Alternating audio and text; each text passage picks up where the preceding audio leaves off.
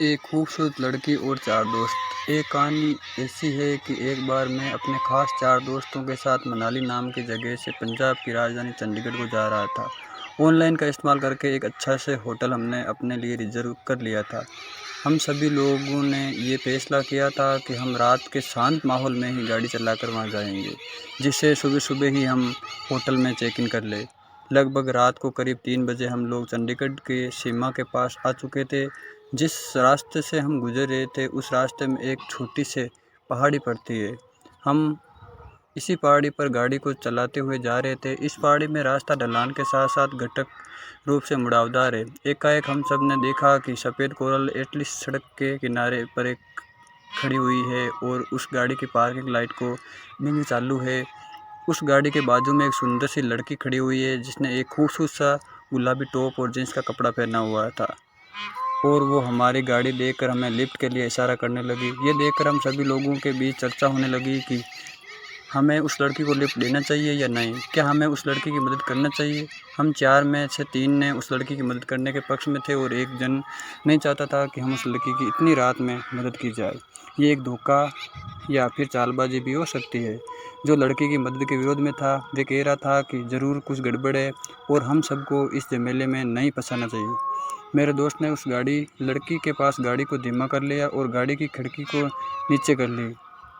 उस समय दूसरे दोस्त ने तेज़ आवाज़ में कहा कि भाई गाड़ी क्यों रोक रहा हो, कुछ गलत हो सकता है, इसलिए बिल्कुल भी लड़की देकर मदद के लिए मत पिघलो।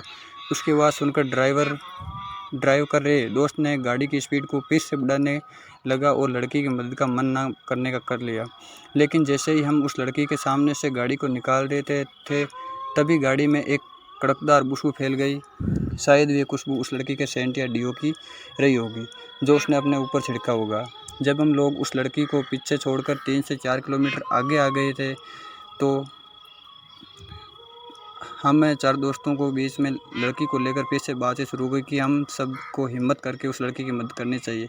क्या पता सच में वे परेशानी से घिरी हुई हो, इसलिए हमें उसे वहाँ इतनी रात को अकेला नहीं छोड़ना चाहिए थे। तभी कार ड्राइवर रे दोस्त का मन बदलने लगा और वे कार को यू टर्न लेने के बात करने लगा। तभी हमने देखा कि सामने कुछ दूर में एक गाड़ी खड़ी हुई है और ये कार वही कार है जो कुछ देर पहले हमें पीछे दिखी थी। उस कार के बगल में वही लड़की खड़ी थी जिसने वही गुलाबी टॉप और जींस का कपड़ा पहना हुआ था और वे हाथ से इशारा करके लिफ्ट मांग रही थी। ये देखकर हम सब डर गए। हम सब के चेहरे एकदम सफ़ेद हो गए। मेरा दिल तो ज़ोर से धड़कने लगा था। हमने गाड़ी की रफ्तार बढ़ाई और जल्दी से उस लड़की को पार किया। कार में फिर से वही महक फैल गई थी जो पीछे भी एक बार कार के अंदर फैल चुकी थी। इस बार हम सब शांत थे और बहुत दूर आने के बाद भी एक दूसरे से कुछ नहीं बोल रहे थे।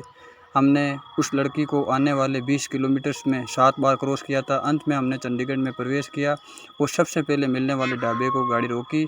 हम सब डरे हुए थे। हम सब उस ढाबे के अंदर गए और चाय मंगवाई। सभी ने ठंडे पानी से अपना चेहरा धोया। तभी उस ढाबे में रुके हुए एक ट्रक ड्राइवर ने हमसे हमारी परेशानी और हैरानी का कारण पूछा तो हमने बिना संकोच किए हुए उस ट्रक ड्राइवर को सारी बात बता दी।